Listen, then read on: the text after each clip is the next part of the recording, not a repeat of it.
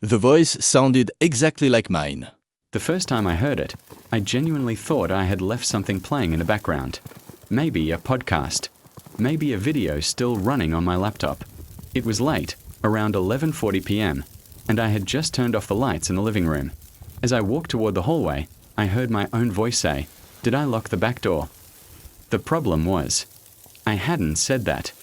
I froze halfway down the hallway, my hand still resting on the wall. The voice had come from behind me, somewhere near the kitchen. It wasn't distorted or echoing. It wasn't muffled. It sounded exactly like me, down to the slight rasp I get when I'm tired. I slowly turned around. The kitchen was dark. Screens were on. No speakers were connected. The house was silent except for the faint hum of the refrigerator. For a moment, I wondered if my brain had filled in a random sound with something familiar. Then it spoke again. Did I lock the back door? This time, it was clearer, and it came from the direction of the back door. My chest tightened instantly. I hadn't thought about the back door at all that night. The voice wasn't echoing from memory. It wasn't inside my head. It was in the house. I walked slowly toward the kitchen, my pulse pounding in my ears. Each step felt louder than it should have been. The house felt wrong somehow, like the air itself was thicker. I reached the back door and checked the handle. Locked. I stood there, staring at it. That's exactly what I was about to say. I turned so fast I nearly slipped on the tile floor. The hallway was empty. My bedroom door was closed. Every light was off. But I knew what I had heard. It was my voice, answering itself. I grabbed my phone and checked every app that could possibly be playing audio. Nothing. No background media. No Bluetooth devices connected. I even checked if my TV had somehow turned on by itself. Silence. I stood in the middle of the living room for nearly 5 minutes, waiting for it to happen again. It didn't. Eventually, I convinced myself it had been exhaustion. I had worked a double shift that day. My brain was probably misfiring. That's what I told myself as I went to bed. At 2:17 a.m., I woke up to my own voice whispering my name. Not loud. Not panicked. Just soft. Daniel.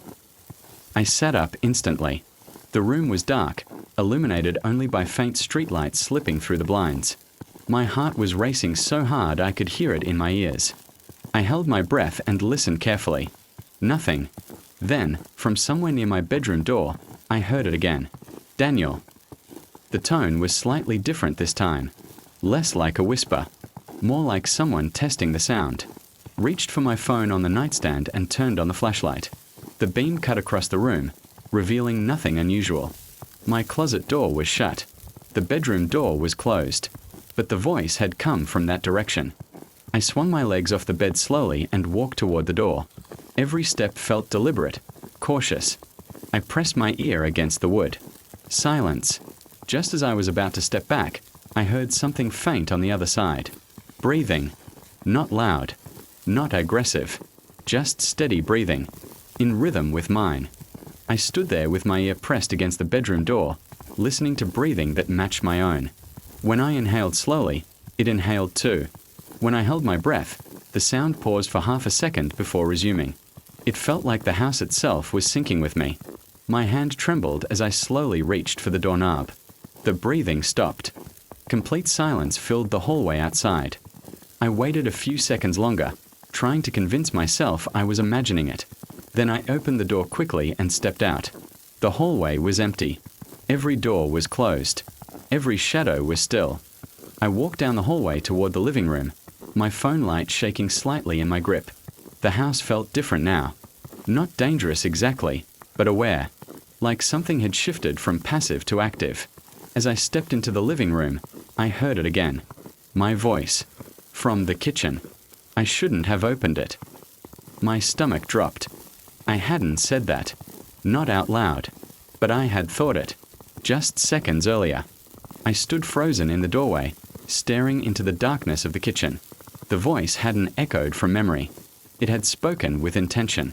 Clear, steady, slightly lower in tone than my own inner voice usually sounds. I shouldn't have opened it, it repeated. This time, the tone was firmer, almost instructional. I forced myself to walk toward the sound. Every step felt heavier than the last. My heart pounded so loudly it felt like it might drown out everything else. The kitchen was empty. The back door still locked. The windows sealed. Nothing out of place. But the air felt charged, like static before lightning. I backed away slowly and returned to my bedroom. I locked the door and pushed a chair against it. I didn't care if it looked paranoid. I needed something between me and whatever was testing my voice in my own house. I didn't sleep for the rest of the night. The next day, I installed 2 small audio recorders, one in the hallway, one in the kitchen. If this was some kind of auditory hallucination, I needed proof. If it wasn't, I needed evidence. That evening, everything felt normal, almost too normal. I cooked dinner, watched TV, and avoided thinking about the previous night. Around 10:30 p.m., I turned everything off and sat in silence for a while. I wanted to see if it would happen again. At 10:47 p.m., the hallway recorder light flickered. Just once. My pulse quickened immediately. I stayed completely still on the couch, listening. The house remained quiet. No footsteps. No breathing. Then, from somewhere behind me, I heard, "Don't move." It was my voice, but flatter, less emotional, like someone reading a line. I didn't move. I couldn't. Every muscle in my body locked in place as I stared straight ahead at the blank TV screen. My reflection stared back at me faintly in the black glass. For a split second, I thought I saw something move behind me in the reflection. Then it spoke again. "Turn around." The tone was slightly more confident this time, less experimental, more certain. I swallowed hard. My mind raced with possibilities. If I turned around, what would I see? If I didn't, what would happen? The silence between commands felt heavy and expectant. "Turn around," it repeated. I stood up slowly, not because I wanted to obey, but because I needed to see. I turned around quickly. Nothing. The hallway was empty. The kitchen dark. Every corner still. My heart hammered violently as I scanned the room for any sign of movement. Then I heard something faint. From upstairs. A floorboard creaking. I don't have a second floor. The sound came again. Directly above me. A slow, deliberate step. My stomach twisted painfully as I looked up at the ceiling. There's no accessible space above the living room except a shallow crawl space between beams. No one could walk up there. Yet something was. Step. Pause. Step. And then my voice echoed from above me. "He's looking up." My breathing became uneven instantly. "He's scared." The tone wasn't mocking. It was observational. Like narration. I backed away slowly toward the front door, my eyes still fixed on the ceiling. Every instinct in my body told me to get out of the house, but something else held me in place. Curiosity, and fear of what might follow. Then it said something that made my blood run cold. "Tomorrow at 2:14 a.m., he will go outside." The words hung in the air. Not a whisper. Not a test. A statement. I felt my stomach drop. That was specific. That was a time. I hadn't planned to go outside tomorrow. I had no reason to, but the certainty in the voice felt different than before. It wasn't copying me. It was predicting me. Or planning me. I rushed to the hallway recorder and checked it immediately. The red light was blinking, confirming it had captured audio. My hand shook as I connected it to my laptop. The file was there. Time stamped 10:47 p.m. I pressed play. Static. Faint room noise. Then my voice clearly said, "Don't move." Followed by, "Turn around." And then, "He's looking up." My throat tightened. It wasn't in my head. The recorder had captured it. The final line played next. "Tomorrow at 2:14 a.m., he will go outside." The timestamp on the recording ended exactly at 10:49 p.m. I checked the clock. 10:50 p.m. 1 minute ago. My house was predicting my actions. Or something inside it was. I closed the laptop slowly. The ceiling creaked again. And very softly, barely audible, my voice whispered, "You will." I didn't sleep that night. I kept replaying the recording over and over, trying to find some distortion in it. Some glitch in the audio that would explain everything. But it was clean, clear, undeniably my voice. The sentence kept looping in my head. Tomorrow at 2:14 a.m., he will go outside. I checked the time repeatedly as the night dragged on. Midnight, 1 a.m., 1:30 a.m. The house stayed completely silent, almost as if it had already said everything it needed to say. That silence was worse than the voice. By 2:10 a.m., I was standing in the living room, staring at the front door. I hadn't consciously decided to go there.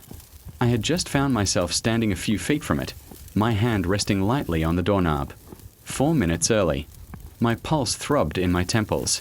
At 2:13 a.m., my phone buzzed with a calendar notification I didn't remember setting. The screen read, "Reminder, go outside." My chest tightened instantly. I never made that reminder. I opened the calendar app, my hand shaking slightly. There it was, scheduled 3 days earlier at 2:14 a.m. The event description was blank except for one sentence. "You said you would." I stared at it, trying to remember any moment when I might have entered that. Nothing came back. No memory of typing it. No reason to schedule something at that hour. 2:14 a.m. The clock changed, and I unlocked the door. The click echoed louder than it should have. The air outside felt cold against my face as I stepped onto the porch. The street was empty, illuminated only by a distant streetlight at the corner. I didn't know why I was out there, but my body felt calm. Too calm. Then, from somewhere behind me, I heard my voice again. "Walk." I turned slowly. The house behind me was dark. No lights on. No movement in the windows. The voice hadn't come from inside this time. It had come from behind my left shoulder. "Walk to the street." My legs moved before I consciously decided to obey. Each step felt controlled, mechanical. Gravel crunched beneath my bare feet as I walked toward the sidewalk. My breathing was steady, almost relaxed. "He doesn't realize yet," the voice said softly. I stopped. Realize what? Silence stretched for a few seconds. Then I heard something that made my stomach drop. Footsteps. Matching mine. I looked down at the pavement. There were 2 sets of footprints in the thin layer of dust on the sidewalk. Mine. And another. Perfectly aligned beside them. I turned my head slowly to the right. And I saw him. He was standing a few feet away, facing the same direction as me. Same height. Same build. Same posture. His face was partially lit by the streetlight, revealing features identical to mine. But his expression was different. Calmer. Resolved. "You're late," he said. The voice was mine. But this time it came from him. I couldn't speak at first. My throat felt dry and tight. My brain struggled to process what I was seeing. It wasn't a shadow. It wasn't a trick of light. It was me. "You were supposed to figure it out sooner," he continued quietly. "Figure what out?" I finally managed to ask. He tilted his head slightly, studying me. "That the voice wasn't copying you," he said. "It was guiding you." The words hit harder than I expected. "You set the reminders," he added. "You installed the recorders. You locked the doors. You created the pattern." My heart pounded violently in my chest. "That doesn't make sense," I said. "I didn't do any of that on purpose." He stepped closer. "You did," he replied. "Just not this version of you." The air felt heavier suddenly, like pressure building before a storm. "There are moments," he continued calmly, "when a decision splits. Most people never notice it. They live through one version and forget the other." I stared at him, trying to understand. "But sometimes," he said, "one version lingers." The realization started forming slowly, painfully. "You're the other decision," I whispered. He didn't answer immediately. Instead, he looked toward the house. "You stayed inside that night," he said. "You locked the door. You chose safety." I remembered it clearly. "But another version of you opened the door sooner," he continued. He stepped outside without hesitation. He listened. "And what happened to him?" I asked quietly. He smiled faintly. "He learned." The street felt unnaturally quiet around us. No cars passing. No distant sounds. Just the 2 of us standing in the glow of a single streetlight. "The voice wasn't random," he said. "It was me, trying to reach you before the split closed. You've been talking to me. I asked. Yes. My stomach twisted. Why? He looked directly into my eyes. Because one of us doesn't get to stay. The words settled heavily between us. The longer two versions exist in the same sequence, the more unstable things become, he explained. That's why you started hearing it. That's why the reminders appeared. To bring me here, I said. He nodded. The streetlight flickered slightly. You could have ignored it, he added. But you didn't. I thought about every moment over the past few days. The recordings, the commands, the breathing, every small push toward this exact spot. You wanted me outside, I said. Yes. And now what? He stepped even closer until we were only a few inches apart. I could see every detail of his face, every line, every scar, identical to mine. Now, he said quietly, we decide. The air around us seemed to hum faintly. Decide what? I asked. Which one continues? My chest tightened. You're saying one of us just disappears? Yes. And the other lives without hearing the voice again. I swallowed hard. And who decides? He held my gaze. You already did. Before I could react, the world around us shifted slightly. Not visually, but perceptually. The air felt thinner. The street seemed farther away. You were always the one who hesitated, he said softly. The cautious one. And you? I asked. The one who stepped forward. A memory flashed briefly in my mind. A version of that first night where I hadn't paused at the door, where I had opened it immediately, where I had walked outside without fear. That version didn't stop, he said, as if reading my thoughts. He kept going. Going where? I asked. Further. The humming sound grew louder. I don't understand, I whispered. He leaned in slightly. The voice wasn't prediction, he said. It was rehearsal. A cold wave moved through my body. Rehearsal for what? For this. The streetlight flickered violently, and suddenly I felt something pulling at me. Not physically, but internally, like gravity shifting direction. He stepped back calmly as my vision blurred slightly at the edges. You were never meant to hear it, he said softly. But once you did, there was no undoing it. My breathing became uneven. What happens now? I asked. He looked at me with something almost like sympathy. You fade, he said. The world seemed to tilt. The street felt distant. My own hands looked slightly transparent under the light. No, I said instinctively. He stepped closer again. You're the one who stayed inside, he said gently. You're the version that never moved. The realization hit fully now. The hesitation, the caution, the fear. Those were the traits that caused the split. You're the continuation, I whispered. Yes. And I'm. The echo. The word felt final. I tried to step backward, but my legs felt weak. The air seemed to pass through me strangely. My heartbeat sounded distant, like it belonged to someone else. This isn't fair, I said quietly. He nodded slightly. It isn't. The humming grew louder. The edges of my vision darkened. I felt weightless. You'll stop hearing it, he said calmly, and I'll stop speaking. The last thing I saw before everything faded was him turning away from me and walking back toward the house, alone. When I opened my eyes, I was standing in my living room. The clock read 2:16 a.m. The front door was closed, locked. The house was silent. No breathing, no footsteps, no voice. I checked my phone immediately. No reminder, no calendar event, no audio recordings. The hallway recorder wasn't even plugged in. I stood in the center of the room for a long time, trying to piece everything together. Maybe it had been a dream, maybe stress, maybe exhaustion. Then I walked to the front door and looked down at my bare feet. Dust clung to them.